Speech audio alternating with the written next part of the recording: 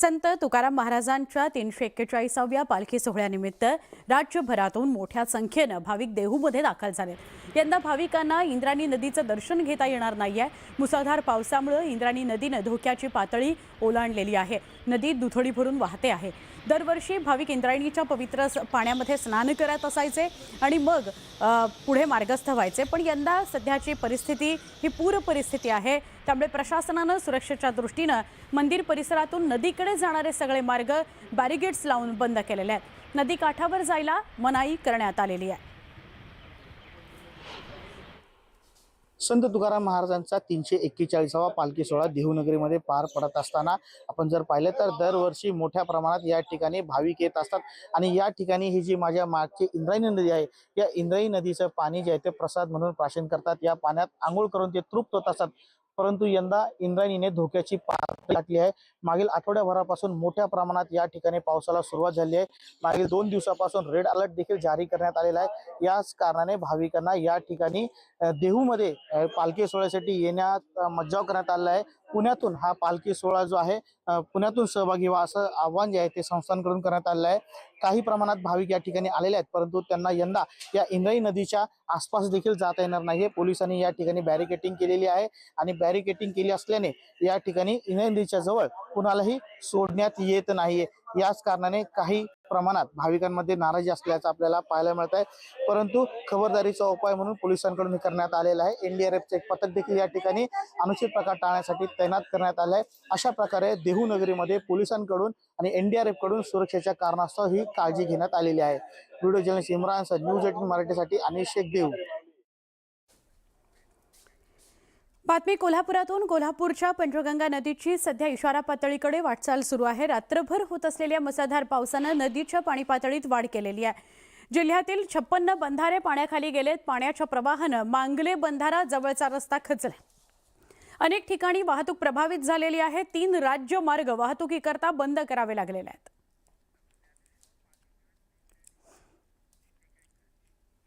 आपण या सगळ्या संदर्भात ताजे अपडेट्स घेऊया आमचे प्रतिनिधी सहकारी ज्ञानेश्वर यांच्याकडून। ज्ञानेश्वर, आता कोल्हापुरातली पावसा पाण्याची काय परिस्थिती? सुवर्णा, मी सध्या प्रयाग चिखली या परिसरामध्ये आहे आणि याच ठिकाणाहून ती पंचगंगा नदीचं उगमस्थान आहे ते आढळते आणि याच ठिकाणाहून पंचगंगा नदी आहे ती पुढे प्रवाहित आहे ती कोल्हापूरपर्यंत जाताना आपल्याला दिसून येते। या ठिकाणी पाहायला गेलं तर पंचगंगा नदीचं हे रौद्ररूप आहे ते आपल्याला या परिसरामध्ये पाहते। संगम आहे तो या नदीचा याच परिसरामध्ये येतो। जवळपास 4 नद्या कुंभी, कासारी, तुळशी, भोगावती याच परिसरात एकत्र येतात आणि इथून पुढे आहेत त्या नद्या पुढे शहराच्या दिशेने पंचगंगा म्हणून आहे ते प्रवाहित होताना दिसून येतात। सध्या पाहायला गेलं तर धरण क्षेत्रामध्ये मोठ्या प्रमाणात पावसाचा जोर आहे आणि त्यामुळे नद्यांच्या पाणी पातळीमध्ये सुद्धा झपाट्याने वाढ होताना दिसून येते। जवळपास 56 बंधारे आहे ते पाण्याखाली गेलेले आहेत। अनेक ठिकाणची वाहतूक आहे ती प्रभावित झाल्याचं पाहायला मिळते। राज्यमार्ग 3 आहेत ते या पावसाच्या पाण्यामुळे बंद अवस्थेत आहेत आणि त्यामुळे तिकडची वाहतूक व्यवस्था सुद्धा अन्य मार्गाने वळवण्यात आलेली आहे। असाच जर पावसाचा जोर राहिला तर पंचगंगा नदीची आहे ती इशारा पातळीकडे झपाट्याने वाटचाल होण्याची शक्यता नाकारता येत नाही आणि नदीकाठच्या गावांना त्यानंतर आहे ते स्थलांतर करण्याची सूचना आहे ते प्रशासनाने दिलेले आहेत। या ठिकाणचं दृश्य पाहायला गेलं तर हा जो पूल आहे त्या पुलाच्या इथली परिस्थिती पाहायला गेलं तर अद्याप ही 4 ते 5 फूट पाणी आहे ते या ठिकाणी वाढणं अपेक्षित आहे। हे पाणी वाढल्यानंतर आहे ते हा पूलसुद्धा वाहतुकीसाठी बंद होईल आणि प्रयाग चिखली आणि वडणगे जो गाव आहे या परिसरातली जी गाव आहेत त्या गावांचा वाहतूक आहे ते पूर्णपणे विस्कळीत होणार आहे आणि एकूणच या सगळ्या परिस्थितीवरती आता प्रशासन लक्ष ठेवून असल्याचं पाहायला मिळते। मोठ्या प्रमाणात पाण्याचा प्रवाह आहे तो या सगळ्या परिसरामध्ये आहे तो आपल्याला दिसून येतो। याच परिसरामध्ये एनडीआरएफनं सुद्धा पाहणी केलेली आहे। जर स्थलांतरित करावं लागलं नागरिकांचं, पूरस्थिती निर्माण झाली तर कशा पद्धतीनं या ठिकाणी काम केलं जाईल याची आखणी आहे ती एनडीआरएफनं यापूर्वीच आहे ती केलेली आहे। आणि एकूणच पाहायला गेलं तर आज सुद्धा कोल्हापूरला ऑरेंज अलर्ट आहे। धरण क्षेत्रामध्ये मोठ्या प्रमाणात पाऊस होते त्यामुळे धरणातून सुद्धा मोठ्या प्रमाणात पाण्याचा विसर्ग नदीपात्रांच्या मध्ये होताना दिसून येते। त्यामुळे नदीकाठच्या नागरिकांना आहे ते सतर्कतेचा इशारा प्रशासनाने दिलेला आहे। एनडीआरएफ असो, जिल्हा प्रशासन असू दे, आपत्ती व्यवस्थापन यंत्रणा जिल्ह्याच्या असू दे, ही सगळी या सगळ्या परिस्थितीवरती लक्ष ठेवून असल्याचं पाहायला मिळते आणि नागरिकांना आवाहन करण्यात येते की दरड प्रणव क्षेत्रातल्या गावांना सुद्धा आवाहन करण्यात येते की कोणत्याही पद्धतीचा धोका पत्करू नका, तात्काळ इशारा पातळी गाठल्यानंतर स्थलांतर व्हा, अशा पद्धतीचं आवाहन प्रशासनाच्या वतीने करण्यात येते। सुवर्ण, नक्की ज्ञानेश्वर, धन्यवाद आपण माहिती दिलीत त्याबद्दल। पालघरमध्ये आज मुसळधार ते अतिमुसळधार स्वरूपाचा पाऊस पडेल असा इशारा दिला गेलाय. पावसाचा रेड अलर्ट आहे, त्यामुळे नागरिकांनी गरज असेल तरच घराबाहेर पडा असं आवाहन केलं गेलंय. दरम्यान जव्हार जिल्ह्यामध्ये हवामान विभागानं अतिमुसळधार पावसाचा रेड अलर्ट जारी केलेला आहे. खबरदारीचा उपाय म्हणून जिल्ह्यातील सगळ्या शाळांना सुटी जाहीर करण्यात आली आहे.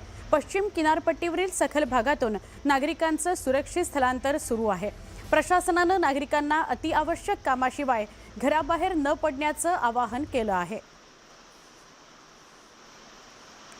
पालघरमध्ये रेड अलर्ट आहे. कालही रेड अलर्ट होता.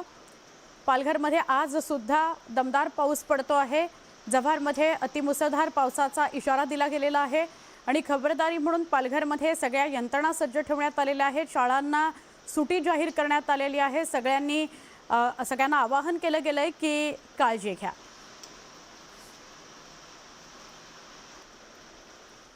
रत्नागिरी जिल्ह्यातील खेड तालुक्यामध्ये पुन्हा एकदा निसर्गानं भीषण तांडव केलंय. दहिवली इथल्या गुडूपवाडी या ठिकाणी सोमवारी रात्री 8:30च्या दरम्यान डोंगराचा काही भाग कोसळला आणि 5 घरांवर दरड आलेली आहे. या भीषण दुर्घटनेमध्ये एक घर पूर्णपणे दरडीखाली गेलं. घरात असलेल्या 5 जणांपैकी 3 जणांना स्थानिक ग्रामस्थांनी जीवाची पर्वा न करता सुखरूपपणे ओढून बाहेर काढलं. पण शेलार कुटुंबातील 2 जण दरडीखाली बेपत्ता आहेत. त्यांचा शोध घेतला जातोय. घटनास्थळी NDRF, SRPF, महसूल प्रशासन आणि पोलीस यंत्रणा युद्धपातळीवर बचाव कार्य करते. प्रांताधिकारी, तहसीलदार आणि पोलीस अधिकारी तातडीनं घटनास्थळी दाखल झालेत. अत्याधुनिक उपकरणांच्या सहाय्यानं शोध मोहीम सुरू केली गेली आहे. या संपूर्ण घटनेवर योगेश कदम स्वतः लक्ष ठेवून आहेत. प्रशासनाला आवश्यक त्या सूचना केल्या गेलेल्या आहेत. रत्नागिरी जिल्ह्यात मुसळधार पाऊस पडतोय. कालच एक मोठी घटना या ठिकाणी घडली. खवटीमध्ये मोठा डोंगराचा भाग कोसळून त्या ठिकाणी भूस्खलन झालं आणि महामार्ग गेले 20 तास ठप्प होता. आज एक मोठी दुर्दैवी घटना सोमवारी संध्याकाळी 9 वाजण्याच्या सुमारास घडली.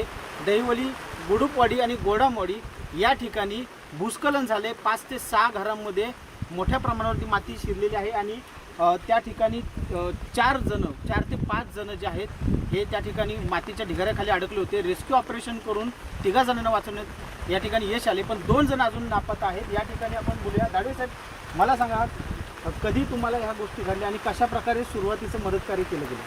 कालपासूनच या ठिकाणी मुसळधार पावसाला सुरुवात झालेली आहे आणि आज म्हणजे रात्री 9 वाजता या ठिकाणी 5 ते 6 घरांवरती मोठी दरड या ठिकाणी कोसळली.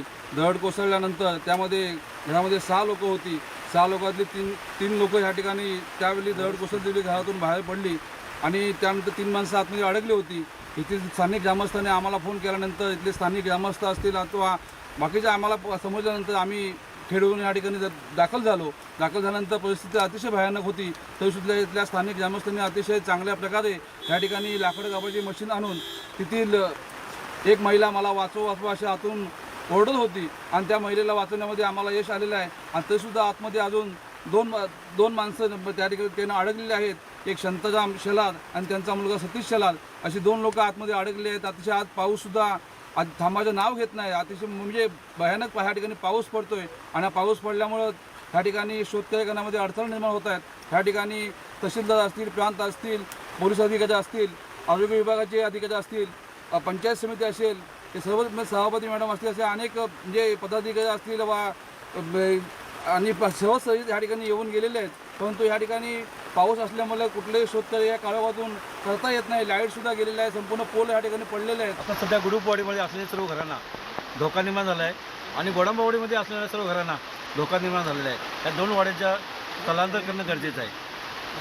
आपण बघतोय की या ठिकाणी मुसळधार पावसाचा जोर कायम आहे. त्याच्यामुळं डोंगराच्या अतिशय कठड्यावरती ही वाडी वसलेली आहे आणि भीषण त्या ठिकाणी प्रवाह जो आहे हा ओढ्यांचा प्रवाह भीषण आहे. आणि महत्त्वाचं म्हणजे आता त्या ठिकाणी JCBद्वारे मदत कार्य जे आहे एक सुरू केलं होतं, मात्र इतकं मोठं भूस्खलन आहे की ते त्या ठिकाणी आता शक्य नाही. चंद्रकांत बनकर, न्यूज 18 मराठी, खेड, रत्नागिरी.